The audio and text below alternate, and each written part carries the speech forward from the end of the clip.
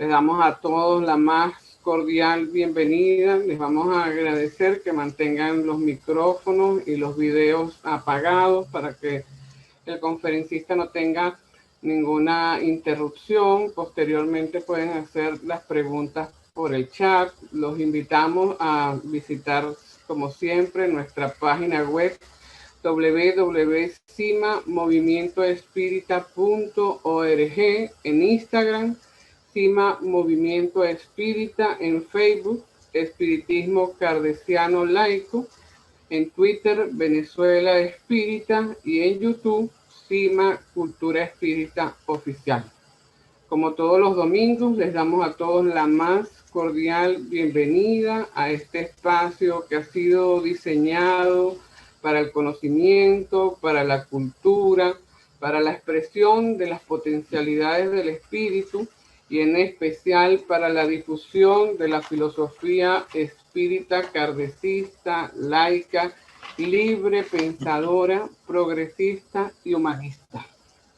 Todo este mes vamos a estar conmemorando el aniversario del nacimiento de la poetisa del espiritismo, una mujer sin parangón, sin igual en lo que ha sido la difusión de los ideales espíritas.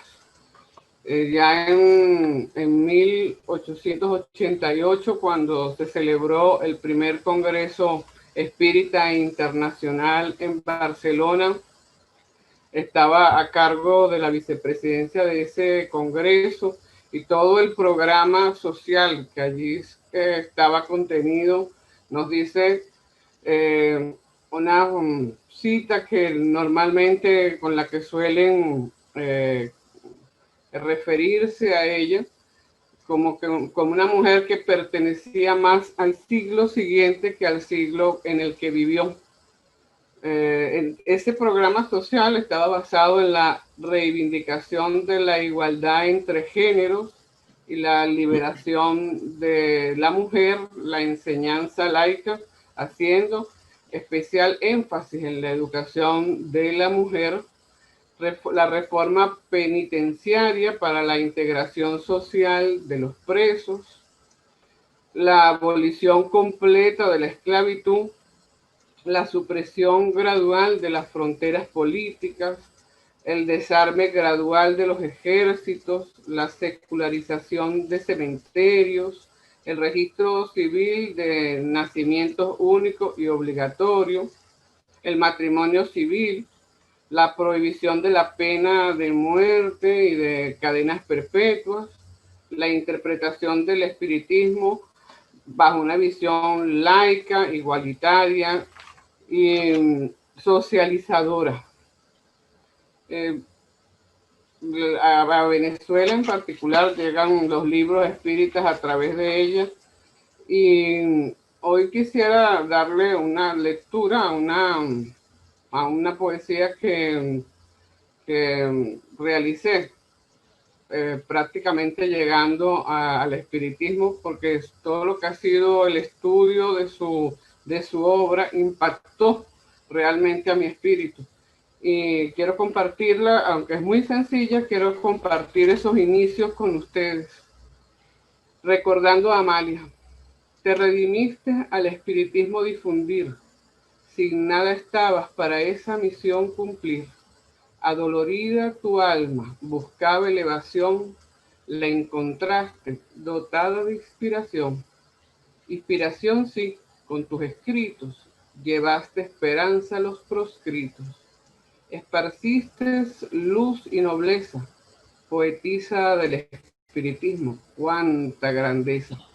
A las huestes clericales refutaste, con firmeza, razonamiento y tesón. Al oscurantismo rechazaste dogmas, ritos y a la falsa religión.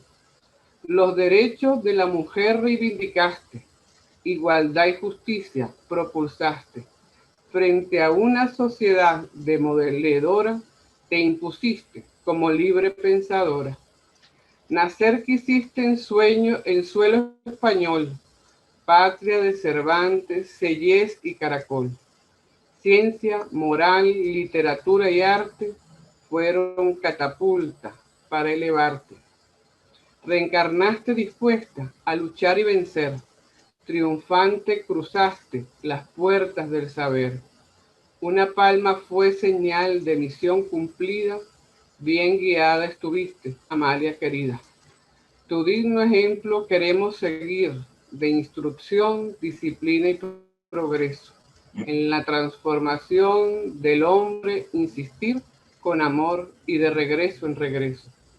Tu legado permanece intacto, trasciende tu obra de sabiduría y amor. Para la humanidad es el mensaje universal tu labor. Orgullosos los espíritas, propagamos tus ideas. Con valor, conciencia y razón, difundimos el espiritismo con especial emoción de mi alma que por ti siente profunda admiración. Con esta, con esta, con esta lectura voy a darle paso y voy a presentar a nuestro querido invitado. Ya ha estado en Venezuela, ha estado en el CIMA, ha compartido con buena parte de los miembros del Movimiento de Cultura Espírita CIMA. Es el profesor Mauro Barreto, miembro del Grupo Espírita de La Palma, colaborador con diferentes grupos, conferencista nacional e internacional, articulista, ha presentado diferentes trabajos de investigación. Bienvenido, querido Mauro, te dejamos en el uso de la palabra. Su conferencia, Relaciones y Espiritualidad. Buenas tardes, Yolanda. Gracias por la invitación a compartir una conferencia con todos los miembros del CIMA y aquellas personas que realmente, porque tú le mandas la invitación, pues también quieren escucharla. Te digo que es una alegría el hecho de compartir actividades con ustedes, porque hacia el CIMA yo solamente tengo gratitud. Hablar del CIMA es pensar siempre en John, una persona entregada a la difusión del espiritismo y que para nosotros ha sido siempre una referencia.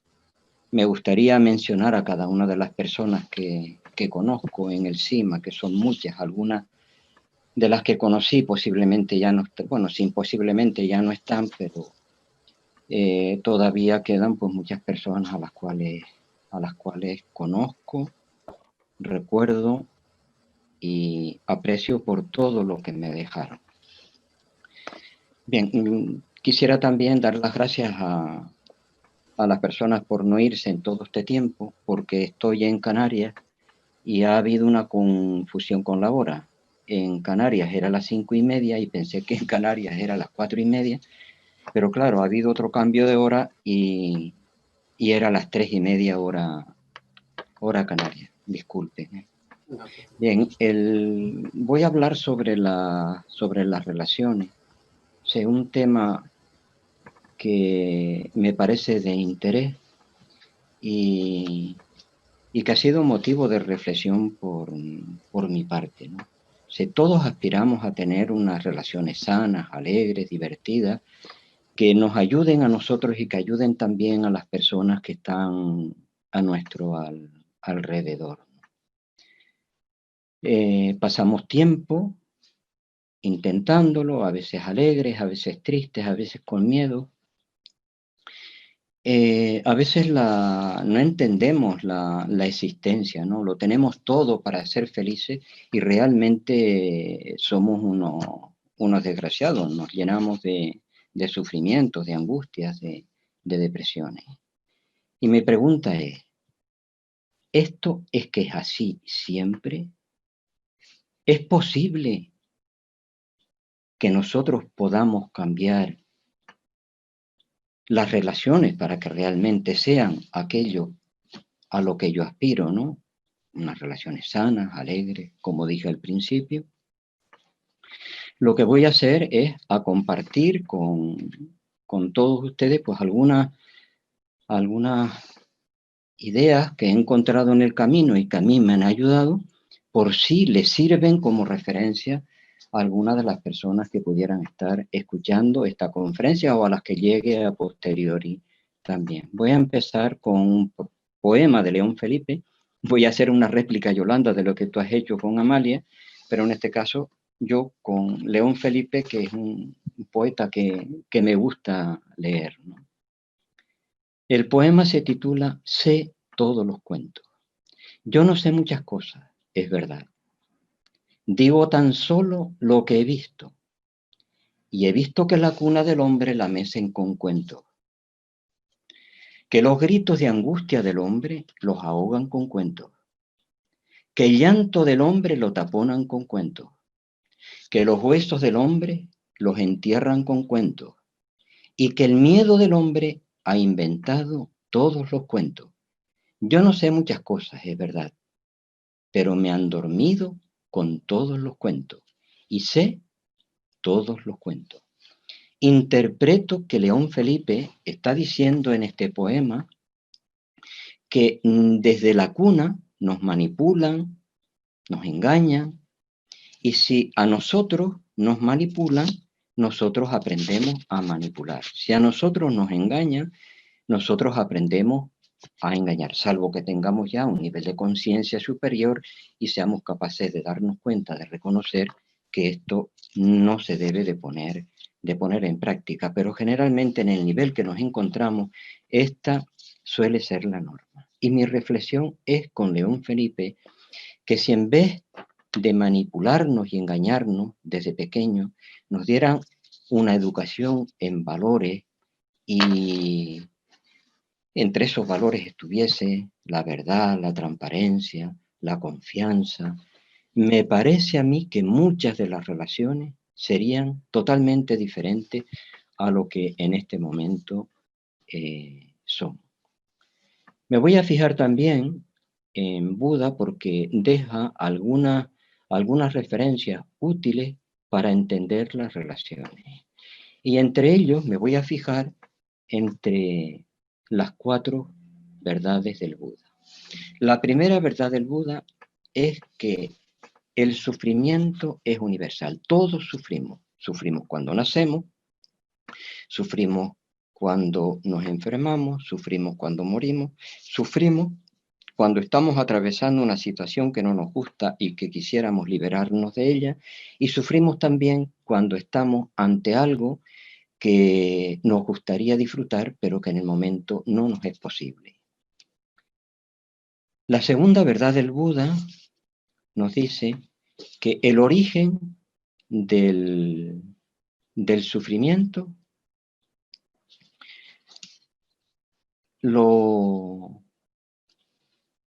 el origen del sufrimiento está en los deseos.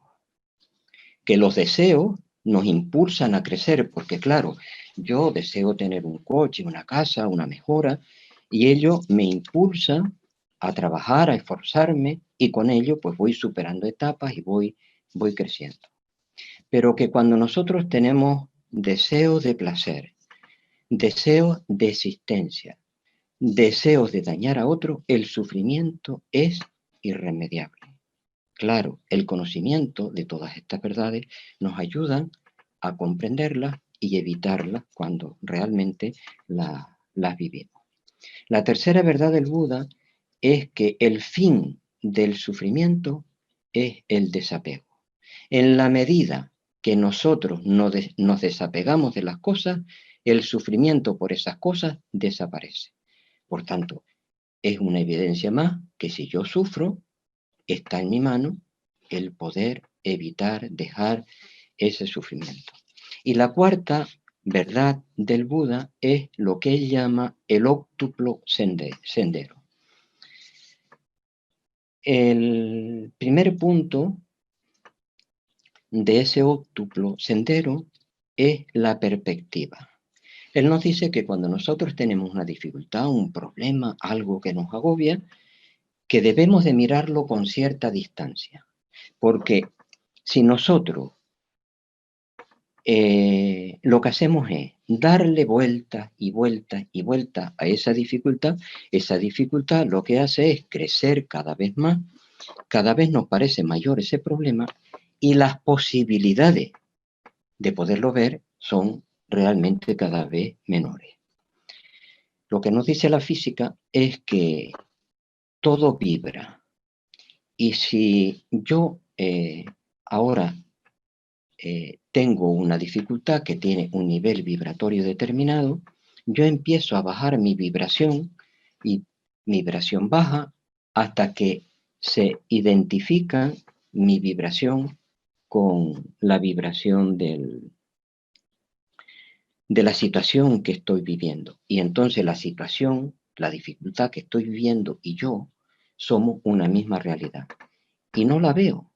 No veo salidas, es como si estuviese dentro de una nube que lo único que veo es pues esa dificultad, y a veces la dificultad llega a un punto que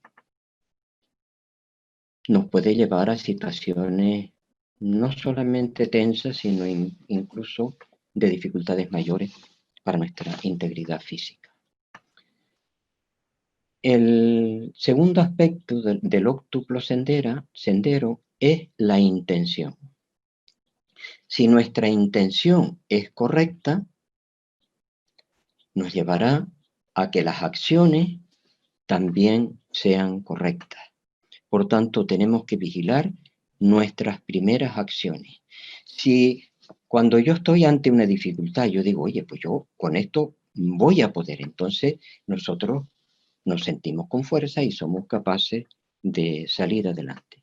Jean-Pierre Garnier Mallet, que en sus libros donde habla sobre el desdoblamiento del tiempo, tiene un pensamiento que me parece magnífico para entender este principio. Él nos dice que cada pensamiento es una onda, y esa onda, según Jean-Pierre Garnier Mallet, va a una dimensión que se encuentra vibrando en esa frecuencia. Luego, yo tengo un pensamiento negativo y al enviar ese pensamiento queda registrado en esa dimensión donde vibra en esa misma frecuencia. Cuando otra persona tiene un pensamiento similar, va a conectar también con el que yo dejé en esa dimensión. Y lo que yo voy a hacer es a reforzar, o ese pensamiento de la otra persona se va a reforzar con el pensamiento que yo había dejado antes en esa dimensión. Por eso él dice que nadie es culpable de lo que otro hace, pero sí que todos somos responsables por lo que hacen, por lo menos aquellas personas que están a nuestro alrededor. Y el propio Garnier tiene un pensamiento que explica de una manera clara cómo debemos de vigilar nuestras intenciones. Él dice, no pensar de los demás aquello que no nos gustaría que los demás pensasen de nosotros. El tercer principio del óctuplo sendero es la palabra. La palabra refuerza la intención como dos ondas concurrentes. Dos ondas concurrentes son que están en la misma fase, que las crestas de una coincide con la cresta de la otra y que el valle de uno coincide con el valle de otro. Bueno, pues cuando se encuentran dos ondas concurrentes, lo que hacen es sumar sus amplitudes. Si una tenía una altura de 1 centímetro, pues luego después cuando se unen va a tener una altura de 2 centímetros. Por eso tenemos que vigilar las palabras, porque las palabras ayudan o las palabras pueden hundir. Esto lo explicaron, se explica muy bien en lo que se conoce como el principio Pigmalión, o sea, una experiencia que se efectuó con alumnos y se cogió a la mitad de la clase y se le dijo al profesorado, después de haberle hecho test, seleccionaron los más atrasados de la clase, le dijeron a los profesores que realmente era una clase estupenda, ¿no? Que aquellos chicos iban a salir adelante incluso sin la ayuda del propio profesor. Y a la otra le dijeron que eran niños normales. A los que le dijeron que eran niños normales, tuvieron pues unos resultados como niños normales. Pero aquellos que siendo peores se les dio la información de que eran mejores, sus expectativas fueron más altas y sus palabras pues fueron a reforzar lo que eran sus potencialidades y lograron mejores resultados que aquellos que eran en los test mucho mejores que los que al final le sobrepasaron. El cuarto principio del óctuplo sendero es la acción correcta. Nosotros no podemos andar haciendo de boquilla. O sea que nuestra intención, nuestra palabra y nuestra obra tienen que ser unívocas, tienen que ir en la misma dirección. Greg Braden, en la matriz divina, nos dice que cuando el pensamiento, el sentimiento y la emoción son concéntricos, van en una dirección que somos capaces de mover montañas. Por tanto, que nuestras acciones vayan en la línea correcta y adecuada. El quíntuple punto del óctuplo sendero es la subsistencia correcta. La subsistencia correcta es aquella en la que comemos para vivir y no vivimos para comer. Pero esto lleva implícito un segundo aspecto, y es que mi alimentación debe ser tan respetuosa con el medio que el medio siga dando alimentación no solamente para mí, sino para aquellas generaciones posteriores que vengan detrás de mí. Por tanto, me debe de conducir hacia una vida ecológica, sana, donde yo le saco al medio, pero le pongo también materia orgánica para que el suelo siga vivo y pueda seguir produciendo no solamente para nosotros, sino para los demás. Así deben ser también nuestras acciones, acciones nutritivas que no solamente nos sirvan para nosotros, sino que sirvan para todas aquellas personas que nos rodean. El sextuplo punto del óctuplo sendero es, o el punto sexto, es la acción correcta, la postura correcta. La postura correcta es aquella que es beneficiosa para nosotros, que nos mantiene en el mayor ritmo o posibilidades y que mejor puede servir a todas las personas con las cuales nosotros nos rodeamos. La posición correcta se puede ver si nosotros estuviésemos aquí como vigilantes de incendio, pues estaríamos no en la parte más baja de la costa, sino que nos pondríamos en la parte más alta, porque la visión, la panorámica es mucho más amplia y entonces podemos ver pues si hay fuego a mayor distancia y con mayor precisión. Así que la postura correcta frente a las diferentes acciones que son las que van a mantener mi nivel de serenidad más alto y las posibilidades de acción, de interacción, de relacionarme van a ser también más sanas. El séptuplo principio sería la atención correcta. Nosotros muchas veces estamos perdidos en nuestros propios pensamientos. Nosotros muchas veces no escuchamos al otro, sino que estamos esperando, si esperamos a que termine de hablar, para rebatirle con los argumentos que con lo que hemos aprendido nos parecen pues superiores a los que tenía él. En la mayoría de los casos basados en creencias. No, la escucha correcta es ver qué es lo que está diciendo el otro, por qué lo está diciendo, qué me quiere decir, qué le puede estar motivando a que haya dado la respuesta que realmente me ha dado o que esté expresando pues, esa situación de angustia, de intranquilidad, de pánico, en fin, en cada situación lo que sea. O sea, atención, ver qué es lo que nos quiere decir la otra persona.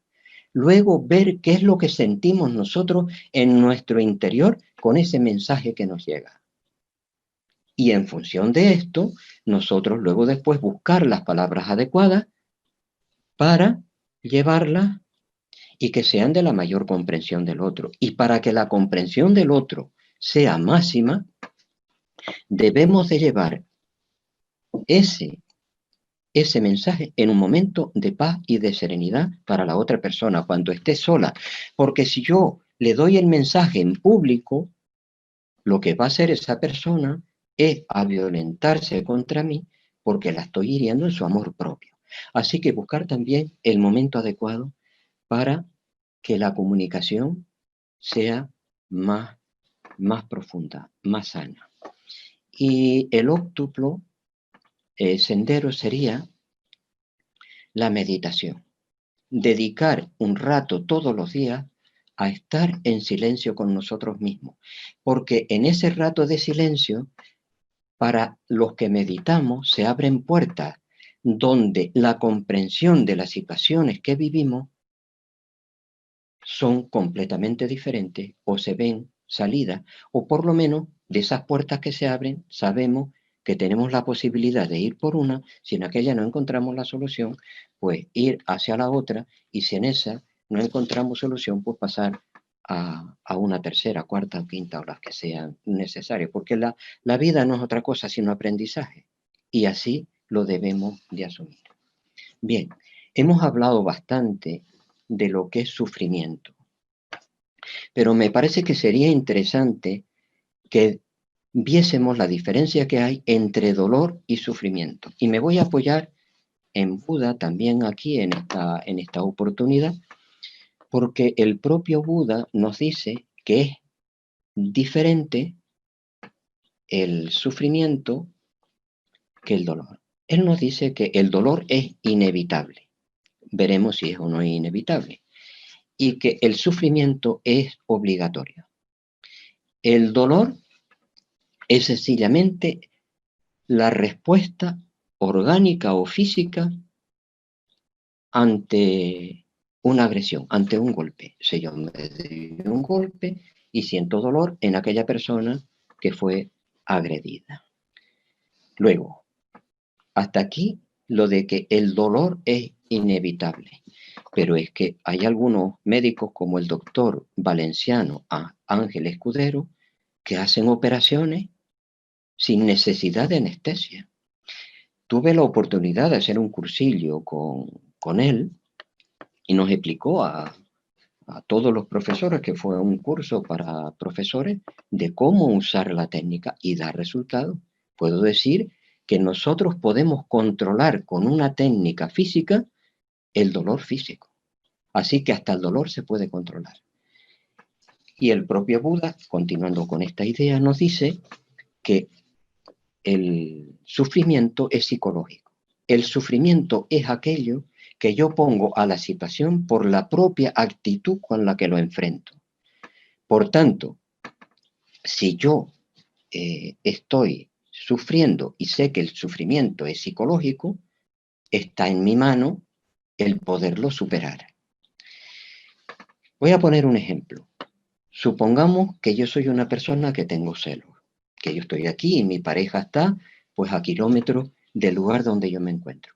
Y que yo, por ese propio estado anímico, estoy pensando que puede estar con una persona, puede estar haciendo esto, lo otro, tal. Y eso puede estar generando en mí una serie de sufrimientos, que los sufrimientos los viva con tal intensidad que yo, si repito, claro, en el tiempo, esta desarmonía me pueda llegar a enfermar. Por tanto, tenemos que tener claro que siempre que haya sufrimiento, el sufrimiento lo tenemos no por lo que está pasando, sino porque nosotros no enfrentamos la situación de la forma correcta y adecuada. Por tanto, está en la mano que nosotros cambiemos para que esa situación se transforme, o ese sufrimiento se transforme en no sufrimiento. Vamos a ver ahora lo que Allan Kardec nos dice en esto para ver si nos arroja luz a lo que estamos comentando, al tema de las relaciones, o aquello que hace que las relaciones sean conflictivas. En el libro de los espíritus, nosotros tenemos, cuando Kardec le hace la pregunta al libro de los espíritus, ¿por qué la razón no es siempre una guía infalible? Y la respuesta de los espíritus fue, lo sería, si no estuviese falseada por la mala educación, por el orgullo y el egoísmo. Aquí está la clave. Continúa, el instinto no razona, pero la razón deja la elección al hombre y le da el libre albedrío.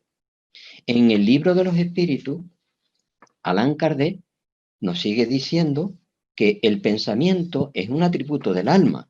Todos nosotros sabemos que Allan Kardec dice que un alma es un espíritu encarnado.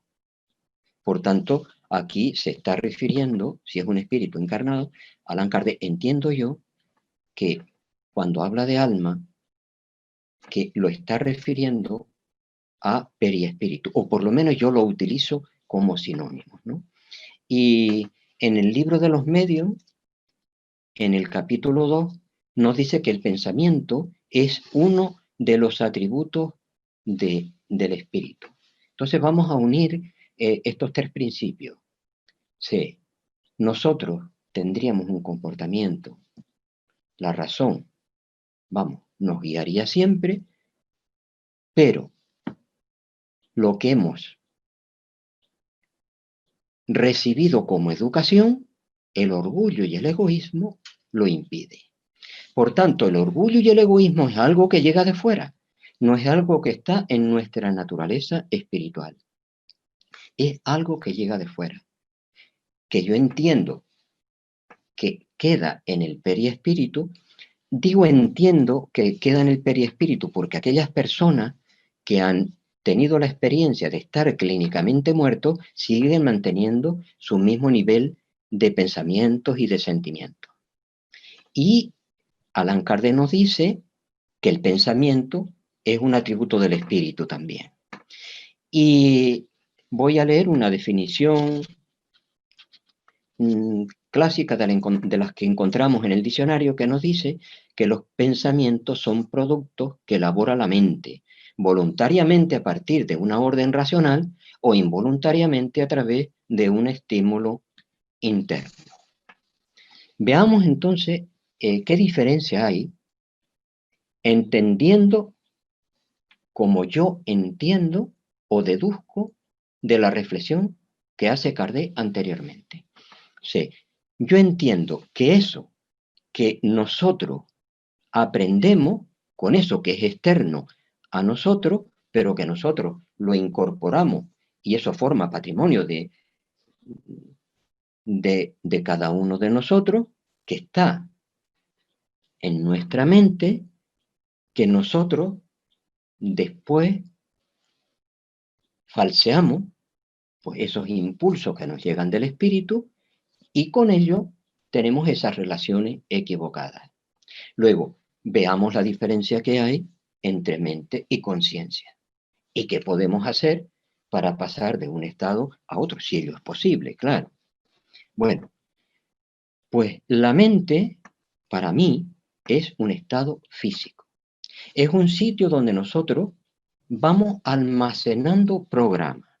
Programas que como hemos tenido varias reencarnaciones, traemos de vidas anteriores o de reencarnaciones anteriores y que vamos aprendiendo ahora pues de los padres, de los tíos, de los familiares. Después en todo lo que es nuestra vida académica, nosotros seguimos aprendiendo pues todo eso que nosotros pensamos que eso es verdad, que lo asumimos, que está ahí y todo eso queda ahí. Luego, nosotros, con lo que nos rodeamos, todo eso pasa a través de esos programas que hemos aprendido, eso da los pensamientos Los pensamientos generan una serie de sustancias químicas en nuestro cerebro, eso produce las emociones y las emociones nos llevan después a una serie de acciones. Voy a explicarlo de otra manera diferente. Yo estoy ante un hecho. El hecho es real. Ese hecho lo paso a través de esos programas que yo he aprendido de la mente, que están en la mente. Esos programas son del pasado. Los programas que yo tengo en la mente es lo que yo he aprendido hasta aquí, no es del presente, es lo que yo he aprendido desde lo que traigo y lo que he aprendido a lo largo de toda nuestra vida. Luego, todo lo que produce la mente es producto del pasado. Luego, yo estoy ante un hecho y lo filtro a través de esos programas que yo he metido como aprendizaje a lo largo de toda mi vida. Y entonces da un resultado, da un pensamiento. Ese pensamiento da una emoción y esa emoción da pues una reflexión, un juicio o una acción. Por tanto, todo lo que produce la mente es producto del pasado. Pero claro, como yo actúo con lo que yo he aprendido, lo que fue todo el medio donde viví, los padres que tuve, toda mi vida académica, yo voy a tener unos programas determinados y concretos. Pero otra persona va a tener otros programas que son diferentes a los míos. Por tanto, ante un mismo hecho, yo y otra persona la vamos a ver de forma diferente. Por tanto, cuando nosotros estamos actuando desde la mente, desde esos programas aprendidos, nosotros vamos a estar en conflicto. El conflicto es inevitable, porque ante un hecho, yo lo veo de una manera, tú lo ves de otro, el otro lo ve de otro, el otro lo ve de otro. O sea que hay una diversidad de posibilidades de visión. El hecho es el mismo, es un hecho real, pero ninguno de los otros lo ve como es realmente, sino como él es. Lo ve de acuerdo a sus programas.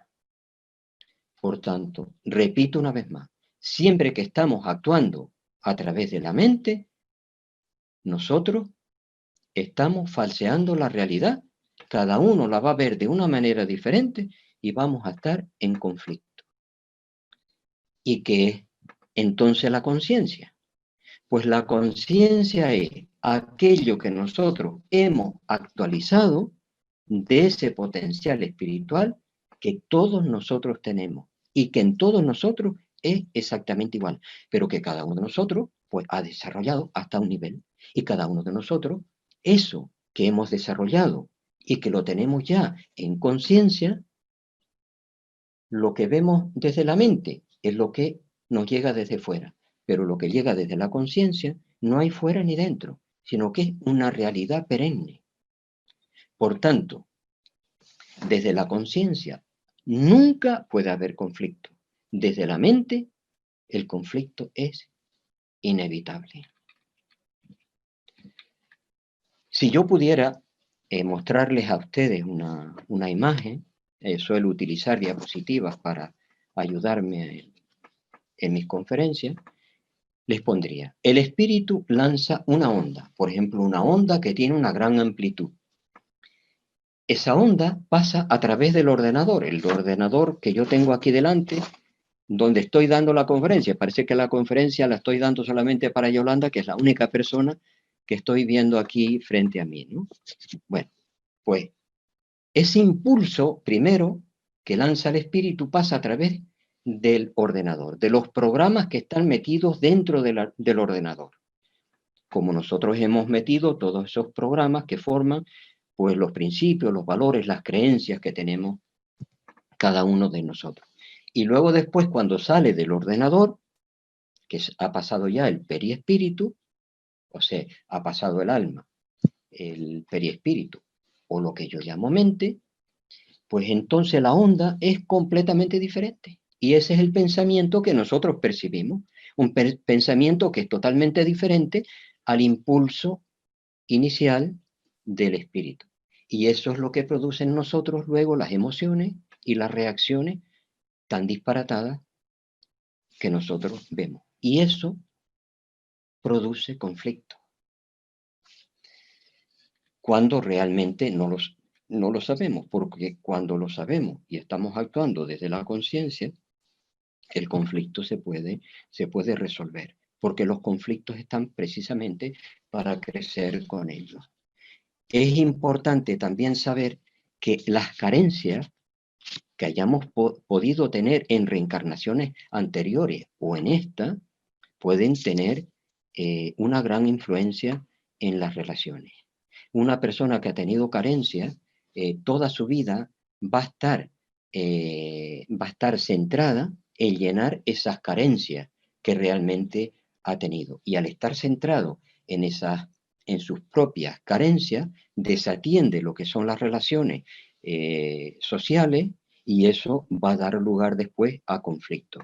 Hay una expresión que ayuda a entender esto, que dice: no hay amor tan grande que pueda llenar el vacío de una persona que no se ama a sí mismo.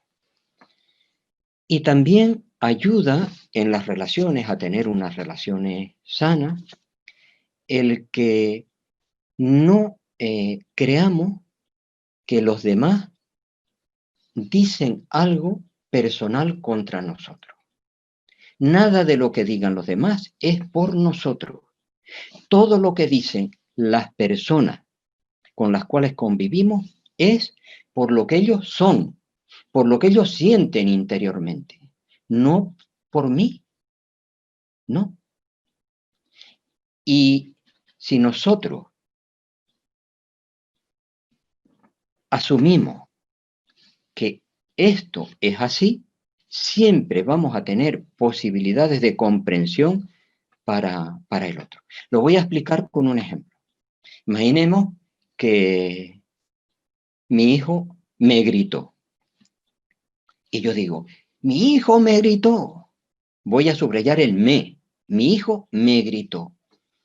Me gritó a mí, yo que soy su padre, que lo estoy atendiendo, que lo estoy cuidando, que le dedico tanto, que le he dado la vida. Entonces, claro, como yo me veo implicado en el problema, como yo asumo la actitud de que me está afectando a mí, pues me veo afectado. Pero no por lo que el otro dice, me veo afectado por que yo le he dado mi poder a él, o porque yo he asumido que aquello que él dice es realmente verdad. Si nosotros sacamos el me de la ecuación, sí, la ecuación era: mi hijo me ha gritado. Queda: mi hijo ha gritado. Bueno, pues si mi hijo ha gritado, posiblemente porque es un adolescente, porque está en la etapa donde él quiere afianzar su personalidad y por tanto, pues ahora mismo pues tiene deseo pues de expresar y de sacar fuera pues toda esa energía que tiene dentro. Y con esa actitud por parte mía, yo puedo, con un tono adecuado, pues acercarme a él y ayudarle a que pueda superar aquel momento pues de una manera fácil. Y por el contrario, si yo lo que pienso es que me está atacando a mí con esa actitud negativa, pues se va a generar un problema, un conflicto, se va a crear un muro entre mi hijo y yo, y está creado el problema. Problemas a veces que ni siquiera el paso del tiempo los derriba. Bueno, dice que el tiempo lo allana todo, pero que a veces son situaciones que llevan muchísimo tiempo el, el poderla superar. Bueno, voy a repetir porque me parece que es importante que nosotros debemos de dejar toda visión particular para ir hacia una visión global si queremos tener unas relaciones pues, que sean constructivas. Ya dijimos antes que toda apreciación personal viene de la mente y que todo lo que venga de la mente viene del pasado y que por lo tanto en cada uno de nosotros es diferente y que va a generar conflicto. Todo lo que se base en opiniones personales puede generar conflicto. Pero lo que nosotros emprendamos desde la conciencia, eso realmente puede llevarnos a que nosotros entendamos la situación por qué se está dando y pongamos lo suficiente para aprender y crecer con ello y superarlo. Debemos hacerlo siempre de una forma global. Como nos dijo Allan Kardec, todos alumnos, todos maestros. Yo te dejo lo que sé, tú me dejas lo que sabes, porque todas las personas tenemos talentos, tenemos valores diferentes a lo que tienen los otros y superiores a los del otro. Y si yo me abro, si yo te dejo lo que tengo y tú los recibes, porque si no estás abierto, de nada te va a servir que yo te los acerque. Si yo te los acerco y tú los recibes, estás abierto a ellos, te puedes enriquecer. Y si tú me das tus valores y yo me abro a ellos, pues también me puede enriquecer. Y de esa forma crecemos todos. Así, ir hacia unas relaciones de escucha, no de esperar a que el otro hable, como les dije hace un rato, para ver qué argumentos tengo y rebatir al otro. Bueno, pues desde este punto, o sea, con esta visión de la vida, vamos a ver los conflictos de una manera diferente. Vamos a ver los conflictos como una oportunidad para superarnos siempre. Voy a explicar esto. Todos nosotros tenemos un espíritu. El espíritu es exactamente igual en todos nosotros, porque se dice que el espíritu es una parte del creador y la parte es igual al todo. Yo parto una tarta y un trozo de tarta tiene los mismos componentes que cualquier otro trozo de tarta. Bueno, salvo alguna cosa extra que puede tener por allí como la guinda, ¿no? Pero nosotros, como hasta ahora mayoritariamente venimos actuando con lo aprendido, con todo eso que tenemos archivado, con esos programas que tenemos en la mente, y yo veo las cosas de manera diferente a ti, eso lo que hace es generar problemas. Pero en principio no tendría por qué generarse un problema. Pero el propio espiritismo nos dice que al principio, aunque yo soy perfecto, somos dioses que nacemos simples e ignorantes, que nosotros tenemos que ir actualizando todo ese potencial interior que llevamos dentro de nosotros.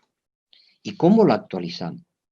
Pues yo tengo que estar en presencia del error para darme cuenta lo que es perfecto. Voy a explicar esto con un ejemplo sencillo. ¿Cómo me doy yo cuenta de que ahora hay luz? Me doy cuenta de que hay luz porque yo he estado en la oscuridad. O sea, la oscuridad es exactamente igual de válido para comprender la luz como la propia luz. De hecho, la luz y la oscuridad no es sino diferencia en gradación de luz. Pues nosotros tenemos que experimentar los errores para darnos cuenta lo que es perfecto.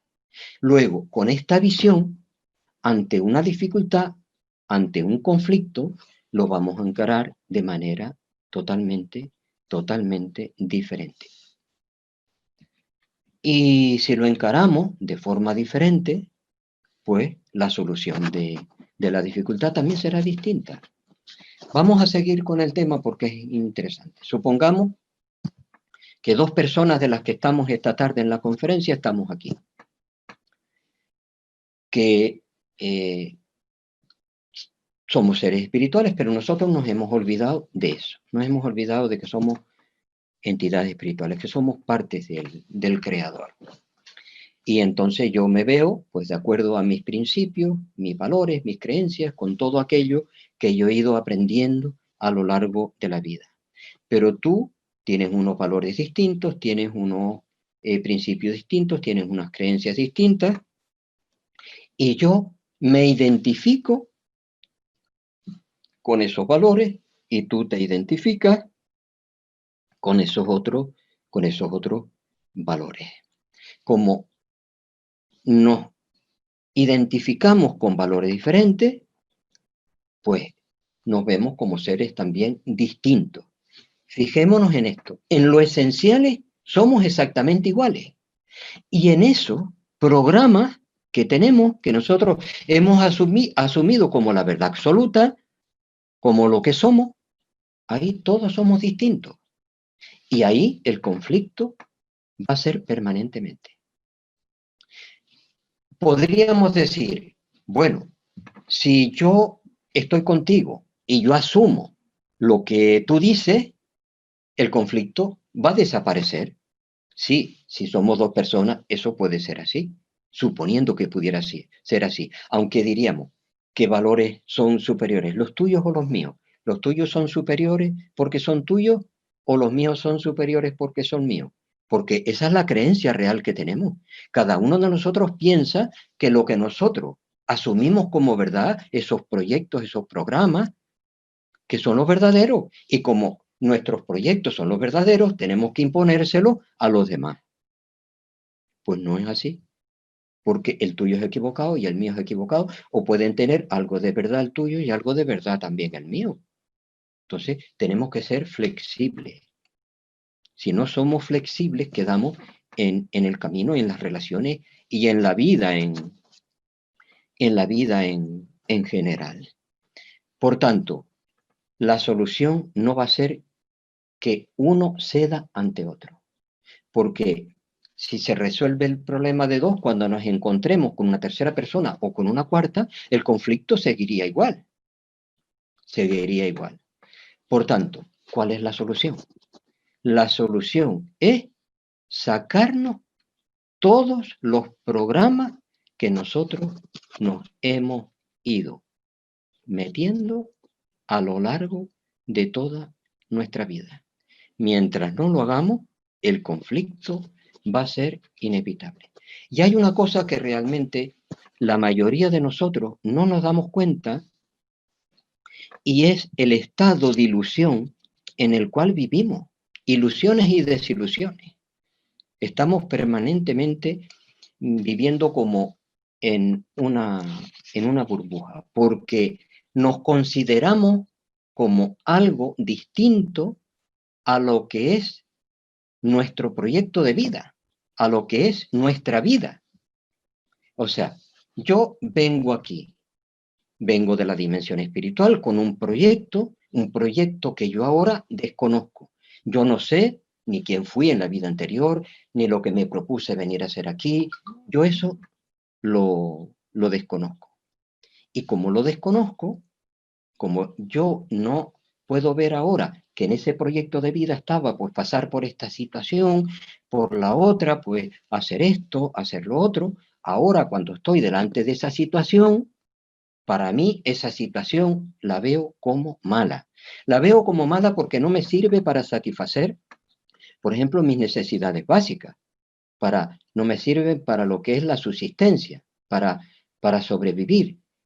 No me sirven para protegerme, no me sirven para compararme o para competir con los demás, o para lo que es la sustitución del faltante. Cuando yo tengo una pérdida, pues poner otra persona en el lugar de aquella, de aquella, de aquella otra que salió de mí, ¿no? Entonces, si cumple alguna de estas expectativas, aquello que me ocurre es bueno. Si no cumple alguna de estas expectativas, aquello es malo. Y nosotros estamos en la vida dividiendo las cosas en buenas y malas. Y las cosas no son buenas y malas, las cosas sencillamente son. Y están ahí, como nos decía Lynn Margulis en La conspiración de Acuario, están ahí para ayudarnos a crecer con ellas. Así de sencillo. Pero claro, yo me paso, hay una situación que no me gusta, trato de separarla. Tengo una relación con una persona que no me gusta, que no es empática, con la cual yo no soy empático, y entonces lo que trato también es de separarlo. Y vamos por la vida separando situaciones, separando personas, aislándonos en una palabra. Y así seguimos pues una vez y otra y otra y otra y otra, hasta que realmente nos cansamos. Y cuando nos cansamos y empezamos a actuar desde la conciencia, porque en la etapa anterior estábamos actuando desde lo aprendido, como nos decía Kardec, o desde la mente, en un lenguaje más cotidiano, estamos siempre falseando la verdad, estamos ilusionándonos y desilusionándonos. Estamos diciendo esto es bueno, esto es malo. Bueno, pues llega un punto que yo ya estoy cansado, he vivido tantas experiencias que empiezo a actuar desde la conciencia. Y cuando yo empiezo a actuar desde la conciencia, eso que les decía que actualizaba todo ese potencial espiritual interior, yo con aquello que he actualizado me voy a ver como una realidad. Es algo que yo percibo que es así, aunque no me lo pueda explicar en realidad. Bueno, pues cuando yo estoy ya viendo que todo lo que me ocurre forma parte de ese proyecto de vida, me veo como un todo, me veo como un ser espiritual, me veo que he tenido, como todos los espíritas sabemos que he tenido múltiples reencarnaciones y que estoy aquí pues para superarme. Entonces yo me doy cuenta que traigo un programa, un proyecto de vida, que en ese proyecto hay que hacer esto, lo otro, lo otro, lo otro, y ahí yo pues sé que va a haber también por una persona que va a hacer otra persona que voy a hacer esto, que voy a hacer lo otro, y entonces nos pasa una cosa que yo califico como mala, pues yo sé que eso es que está en mi programa, en ese programa interior, en ese programa que vamos a emplear la palabra, está en el inconsciente. Y como está en el inconsciente, yo no lo puedo ver. No lo puedo ver dentro de mí. Pero la ley me lo muestra fuera, me muestra esa incomodidad fuera para que yo la busque dentro. Por eso se está diciendo hoy día que aquel problema que vemos en el otro fuera es el problema que yo tengo dentro y que se refleja en el otro para que yo realmente lo trabaje en mi interior. Entonces vemos una cosa que no nos gusta, pues decimos, oye, gracias porque está ahí y puedo trabajarlo.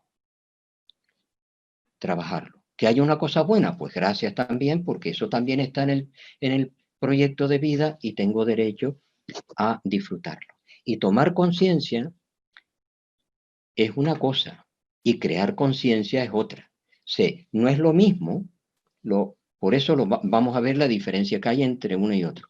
Tomar conciencia es darse cuenta. O sea, yo cuando estoy actuando desde la conciencia, me doy cuenta ya de por qué se dan esas situaciones. Desde la conciencia puedo ver hacia adentro y me puedo dar cuenta que cuando me equivoco porque en esos programas aprendidos que tengo en mi interior, se están generando pues esas, digamos, desarmonías que dan lugar a que yo tenga una visión totalmente equivocada de la realidad. Y entonces esos propios programas se van diluyendo y al diluirse yo actúo desde la conciencia plenamente. Es como si yo estuviese mirando hacia adentro. Pues tomar conciencia es darnos cuenta de que hay aquí una oportunidad para trabajar. Y crear conciencia sería después trabajarnos para que eso, que en principio fue teoría, ya quede como una práctica. Y cuando yo ya he repetido, pues, cuando he hecho ese trabajo una vez y otra y otra y otra, toda esa forma, todo esto va a formar parte de mí y donde quiera que yo estoy, estaré actuando desde la conciencia y el conflicto habrá desaparecido por completo. Bien, hasta aquí lo que yo les quería transmitir a todos ustedes con respecto al tema de las relaciones y la espiritualidad. Y creo que ha sido mi intento dejar argumentos para que utilizándolos como herramientas nos puedan ayudar en un momento determinado si tenemos algún conflicto. Y voy a terminar con un par de frases. La primera es de Alejandro Jodorowsky, que dice: llega al fondo de tu crisis. Quien cae al agua deja de temer a la lluvia. Y otro pensamiento es, sentimos lo que damos. El que no da está cerrado. Y al estar cerrado, no podemos recibir nada. Si quieres sentir, ábrete al otro. Da. Y como un pequeño homenaje, Aquino, en sus viñetas de Mafalda, voy a terminar con este pensamiento que me gustó un montón y que me parece que venía apropiado a la conferencia, ¿no? Comprensión y respeto. Eso es lo importante para convivir con los demás. Y sobre todo, ¿sabes qué? No creer que uno es mejor que nadie. Muchas gracias, Mauro. Muy reflexiva tu conferencia. Ya tienes algunas preguntas por aquí. Te voy a... Yacira, por favor, para que...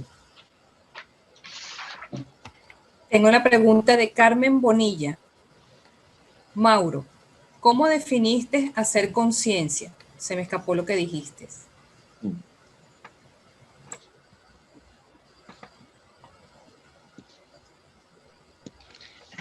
Hacer conciencia no es otra cosa que trabajar y reconocer que las dificultades están ahí, no para entorpecernos, sino para ayudarnos a avanzar. Entonces la cuestión es hacerle frente, darle la mano a las dificultades y en la medida que las vayamos entendiendo, que las vayamos comprendiendo, asumiendo, forman parte de nosotros. Y eso ya es no solamente tomar conciencia, sino crear conciencia. Conciencia es trabajo.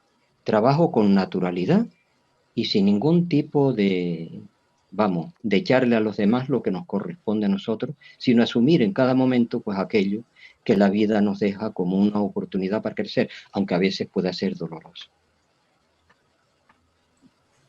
Tengo una pregunta de David Santamaría. Gracias por la exposición, Mauro. Diría que Kardec expone que somos creación de Dios, no que seamos parte de Dios. Si fuéramos parte de Dios, seríamos perfectos como Él. Y además acabaríamos perdiendo nuestra individualidad al final de nuestro proceso evolutivo. ¿Podrías aclarármelo? Muchas gracias. Sí. Gracias por la pregunta. Te lo voy a aclarar con un ejemplo, porque los ejemplos a mí me ayudan a expresarme mejor, David. Supongamos que yo tengo aquí una luz, ¿no? Y que esa luz es realmente magnífica, es grande, ¿no? Pero yo esa luz la empiezo a envolver con diferentes papeles opacos. Cuando le pongo el primer papel, se ve la luz, pero está todavía, en fin, pues casi con su pureza original. Le pongo un segundo papel, un tercero, un cuarto, y llega un punto que prácticamente la luz es invisible. Esa es la idea que he querido dejar hoy con respecto a esa parte de Dios, la parte de Dios que cada uno de nosotros tenemos, que es simple y ignorante cuando nosotros somos pequeños y que la vamos desarrollando pues en la vida, contrastándola con diferentes aspectos, vivencias que nos van llenando de conciencia.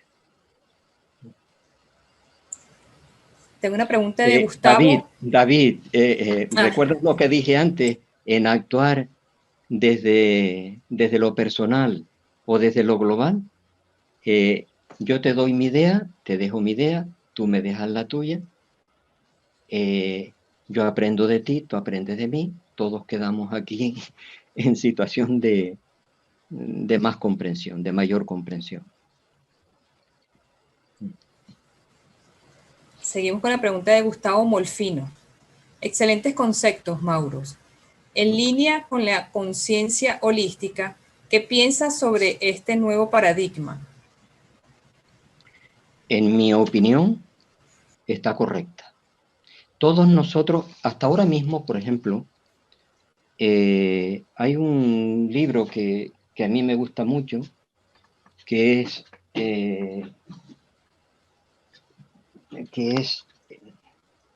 Biología de la, no sé si se verá el libro, Biología de la creencia de Bruce Lipton, Es un libro que me parece que debería ser de cabecera, como de cabecera debería ser también el libro de los espíritus y el libro de los medios, por lo menos, aunque sea como cultura general, ¿no? Bruce Ellington nos dice en ese libro que ideas que nos ha dado la ciencia, como la idea de la evolución, están completamente equivocadas.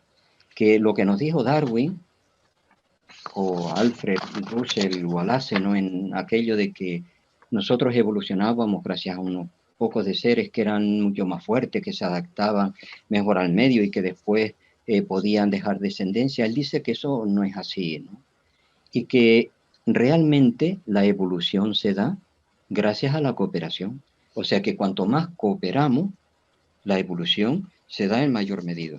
Eso lo expuso también Lynn Margulis en su teoría de la cooperación, y es la teoría que desde la biología se está aceptando mayoritariamente, no voy a decir, yo digo que es mayoritario porque es lo que va en mayor, digamos, medida con mi forma o mi visión de la vida, es de que todos los seres humanos cada vez más tenderemos a unirnos.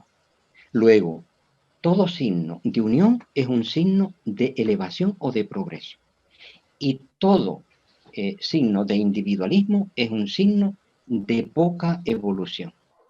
Por tanto, ineludiblemente los seres humanos tendemos hacia una vida holística, hacia compartir, hacia sentirnos unidos. Somos uno, somos una parte del todo. Por tanto, las partes son igual, exactamente igual, aunque ahora no podamos mostrar esa luz al todo. Solo tenemos que trabajarnos para que esa luz salga al exterior.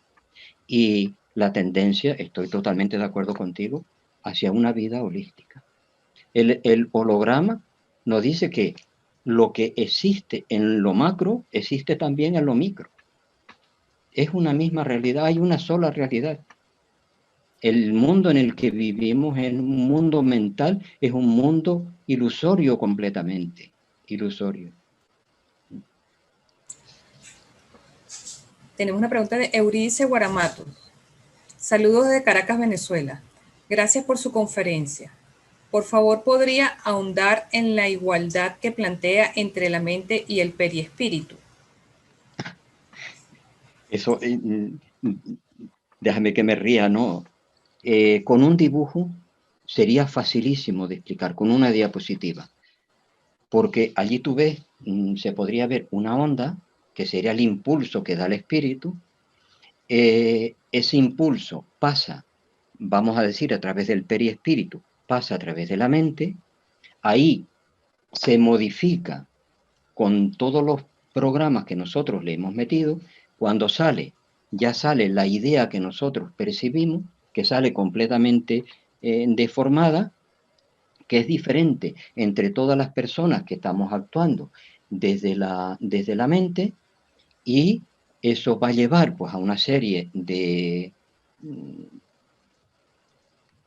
emociones, y esas emociones van a llevar a que uno reaccione violentamente, que el otro reaccione de una manera moderada y otro pues de otra manera distinta.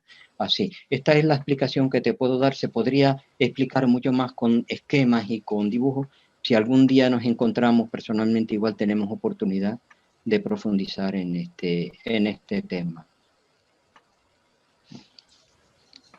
Tenemos una pregunta de Rafael Chiefo. Muchas gracias, excelente conferencia. Usted mencionó a Jean-Pierre Mallet Garnier. ¿Considera usted que existe alguna analogía entre lo que él llama doble cuántico y algún atributo del espíritu como es la mediunidad? Tengo que decirte que conozco los libros de Jean-Pierre Garnier. Bueno, hay uno que no lo he leído, pero tengo una ligera idea, y podría ser, me parece posible. Él utiliza un lenguaje diferente, pero como posibilidad lo voy a dejar ahí. Él lo explica de manera diferente. Él dice que el espíritu no puede estar en el cuerpo. Él lo llama el doble. y que ese doble está pues a una cierta distancia. Y que incluso tarda un tiempo, que él habla de los 40 días, para que cuando yo me hago una pregunta, pues la respuesta o la comunicación con esa parte espiritual se pueda dar de forma plena. Pero vamos a dejarlo ahí. Hay otro libro que yo leí que se llama Planilandia, que explica un poco lo que tú me estás diciendo. O sea, si yo ahora mismo pudiera hablar de diferentes dimensiones, y las pudiésemos ser capaces de visualizarnos, ver, por ejemplo, la dimensión lineal y la dimensión de superficie. Pues desde la superficie se puede acceder a realidades que para la dimensión lineal sería totalmente imposible. O sea, la dimensión superficial puede ver desde arriba cómo están colocados los puntos en la línea. Y si allí hubiese un ser con conciencia, pues podría comunicarse con él. Y eso sería una comunicación espiritual, como lo que para nosotros es la comunicación a través de un medio. Recuerdo en ese libro que desde el ser que estaba en la superficie, entonces atravesó la línea. Y entonces le preguntaba al ser consciente que estaba en la línea, ¿me ves ahora? Y el ser consciente de la línea le decía, sí, ahora te veo. Y entonces después decía, el que estaba en la superficie salió de la línea. O sea, la superficie salió de la línea. Y le decía, ¿me ves ahora? Y el que estaba en la línea le decía, no, ahora estás muerto. Pues lo mismo es la muerte desde el espiritismo con la distancia que llega, y los ejemplos nunca pueden ser lo que es la realidad en sí. Los ejemplos nos ayudan a expresarnos mejor, pero la realidad tiene muchas más connotaciones. Son ideas que dejo ahí por si pueden ser válidas, pues para responder esta pregunta a otra persona que pueda estar haciéndose preguntas semejantes. Tenemos una pregunta de Conchita Delgado. Mauro, con esa voz tan agradable podría estar horas escuchando. ¿Podría aclarar un poco el aspecto de la intención? Es que me acordé de cómo se desvirtuó la intención inicial de las inmolaciones. Un abrazo fraterno desde Caracas y todo nuestro agradecimiento. Perdón, repite porque no escuché la última parte de la pregunta. Ajá, se la digo completa. ¿Podría aclarar un poco el aspecto de la intención? Ajá. Es que me acordé de cómo se desvirtuó la intención inicial de las inmolaciones.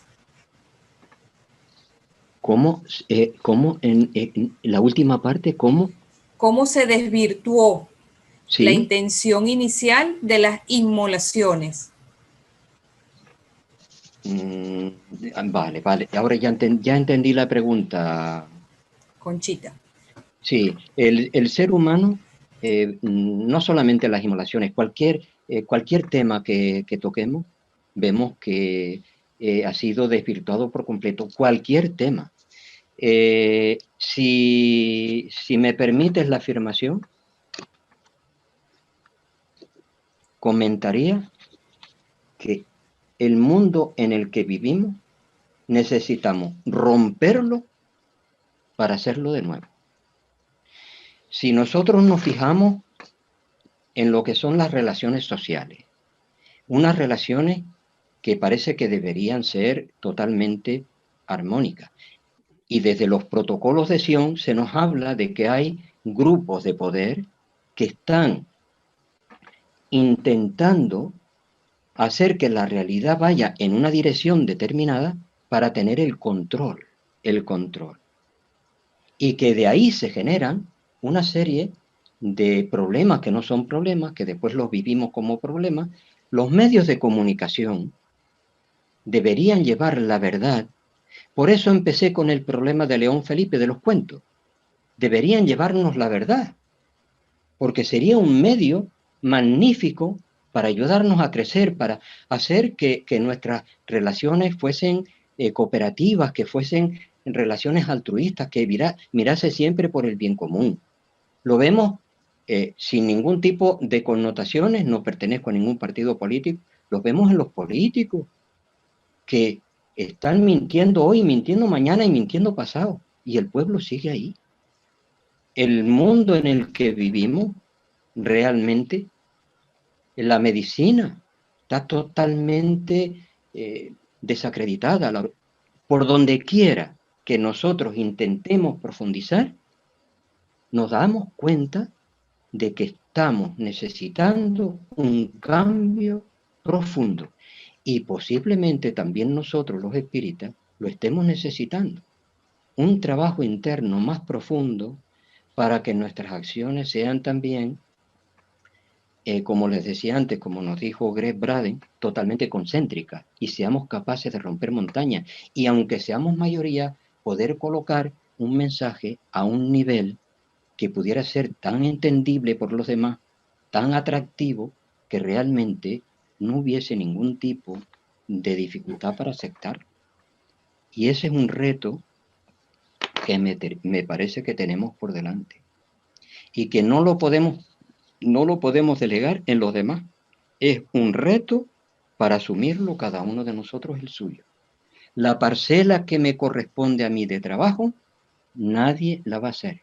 En la exposición que yo hice, creo que pudo quedar por lo menos implícito el cambio al que nosotros tenemos que aspirar no es un cambio de lo externo, sino un cambio de lo interno. Y que cuando nosotros cambiamos internamente, vemos lo externo de una forma diferente, porque lo externo es prácticamente un mundo mental que cada uno se forma el suyo, y de ahí que sea lo desarmónico que es, y de ahí que quienes pensamos, digo pensamos porque no estoy tan seguro que yo esté por encima de nadie, ¿no?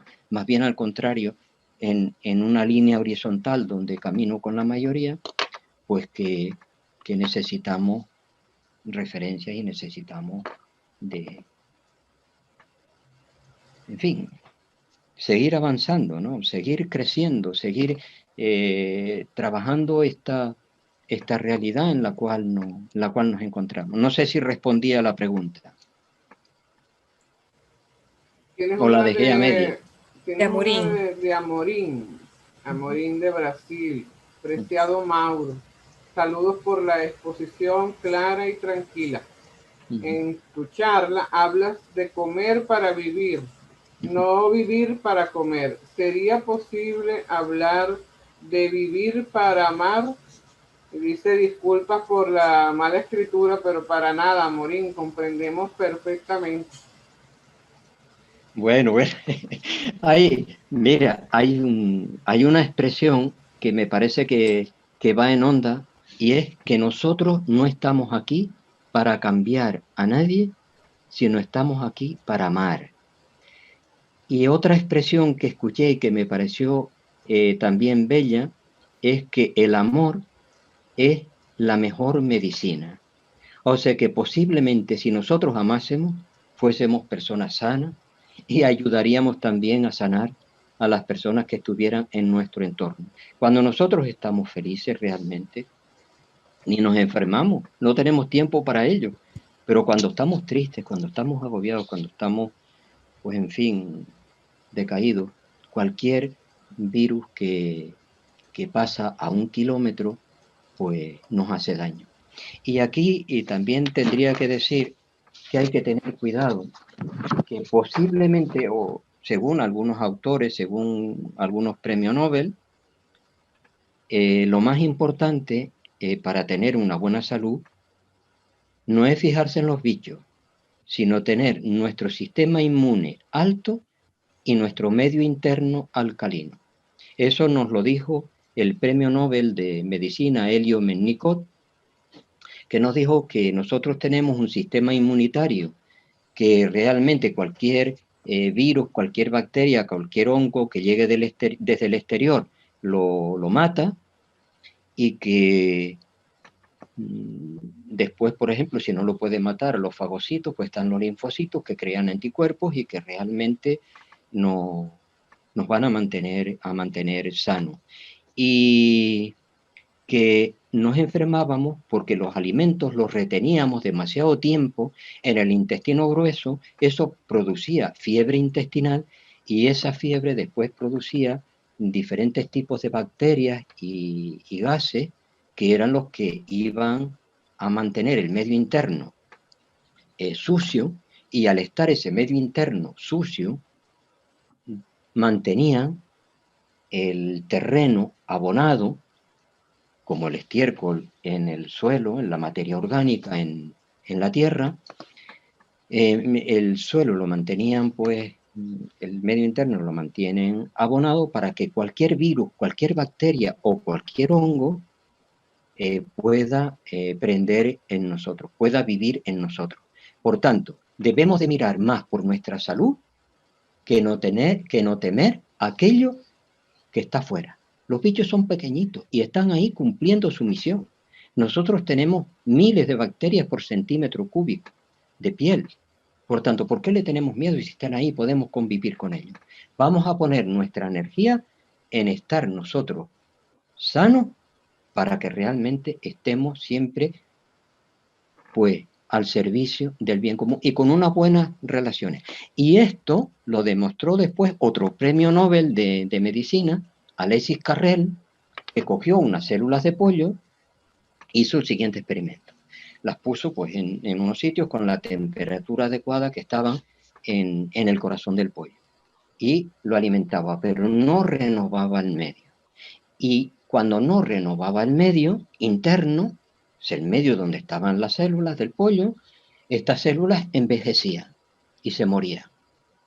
Pero cuando les alimentaba lo mismo que hacía con las otras, pero a su vez renovaba el medio interno, pues las células vivían años y años y años.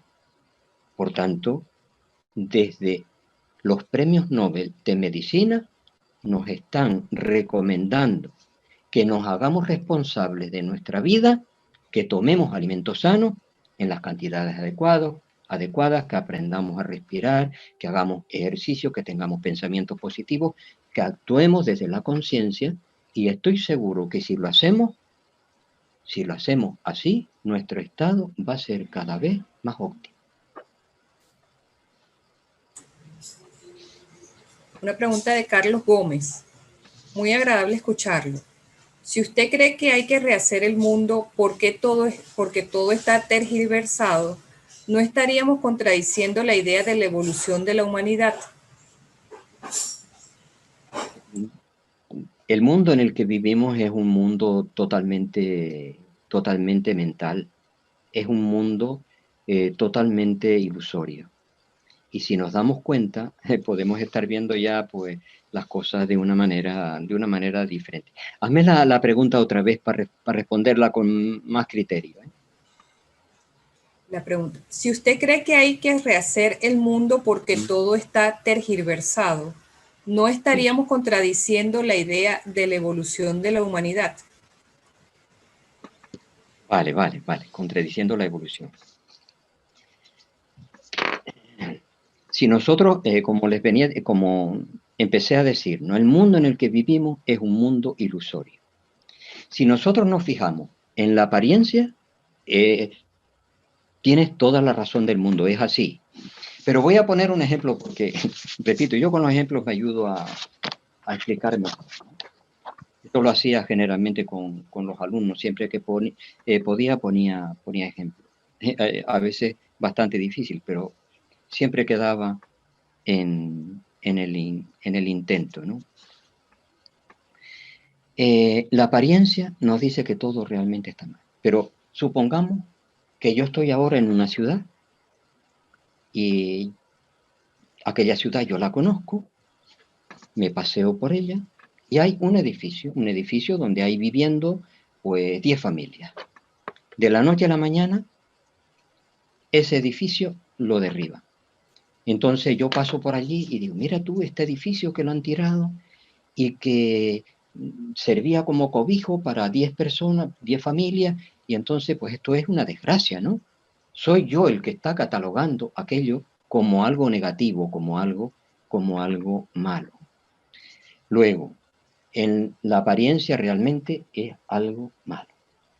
Pero si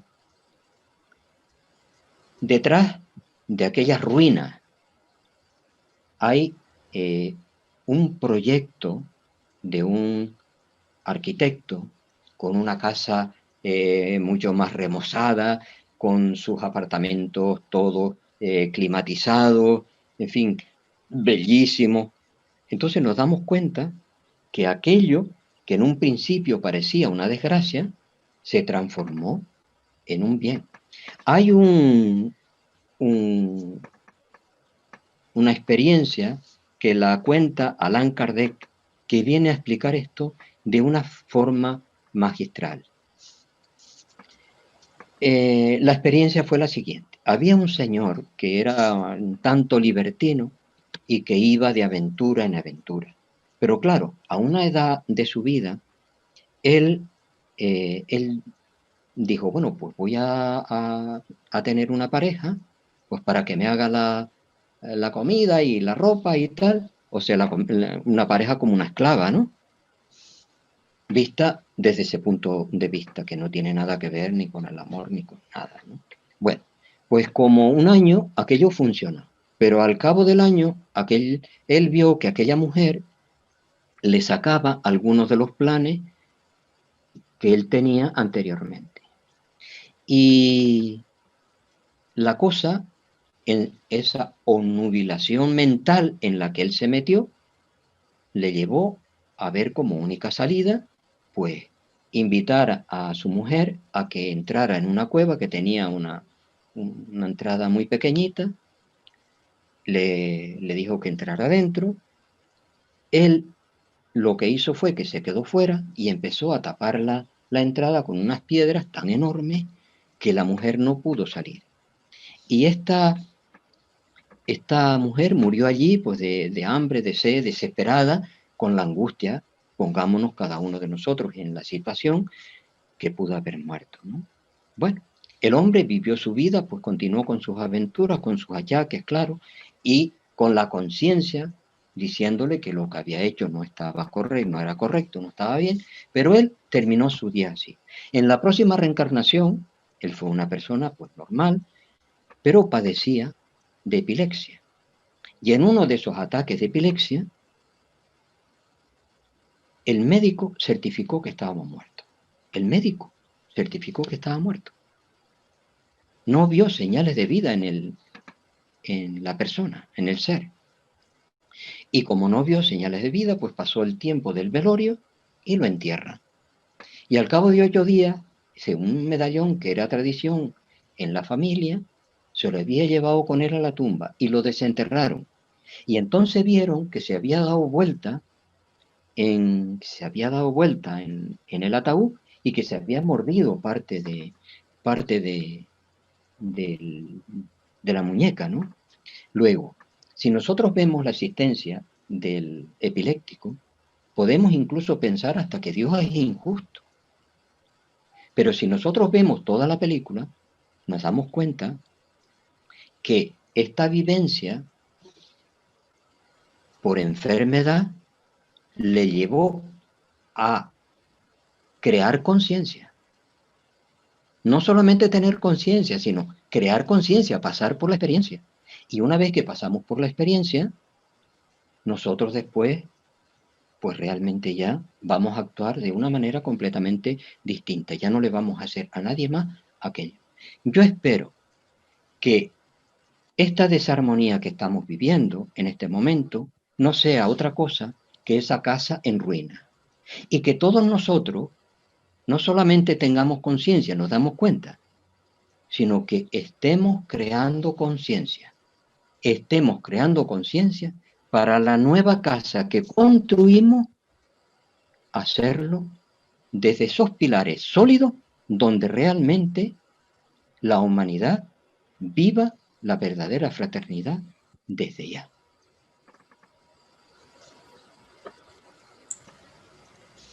Tenemos una pregunta de Marcos Cabrera. Interesante conferencia. Algo no me queda claro. El aprendizaje a través de las diferentes situaciones escogidas o enfrentadas en las vidas sucesivas. Inevitablemente genera experiencia acumulada o programas que son parte de nuestra evolución. ¿Qué parte de esos programas son positivos y vale reforzarlos y por el contrario, cuáles no son tanto y deben descartarse? ¿Pueden existir programas que nos acerquen a la conciencia holística? Todos los programas son válidos y cuando los vivimos son los correctos y adecuados. No hay nada que no esté en su lugar.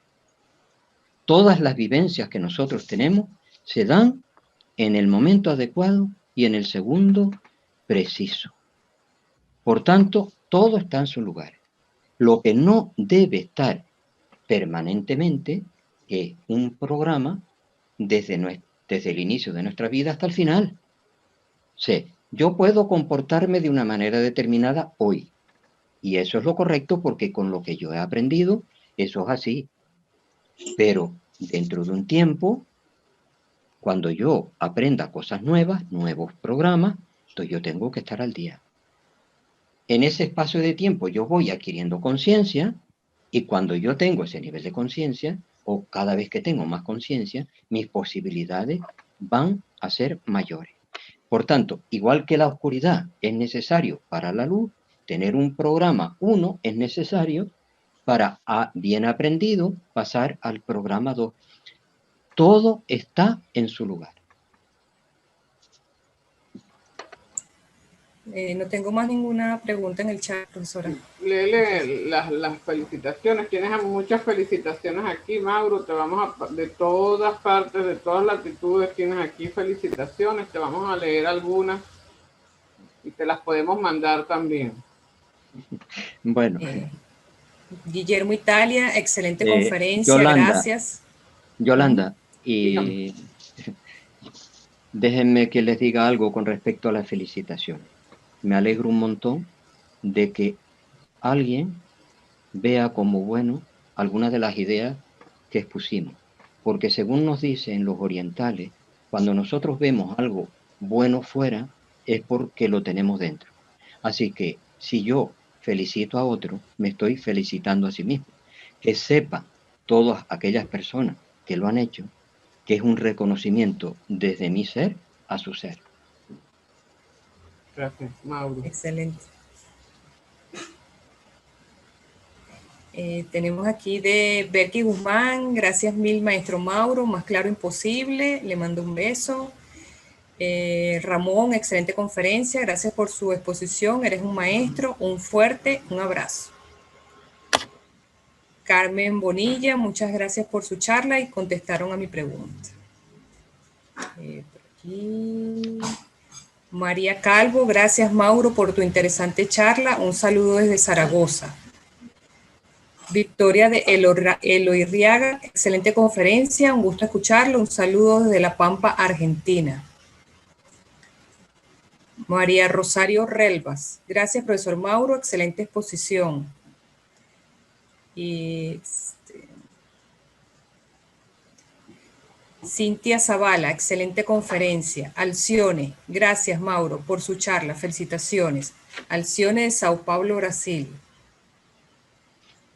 Yolanda, Mauro, gracias por la conferencia, mucho amor. Esto no es clavijo, es otra Yolanda.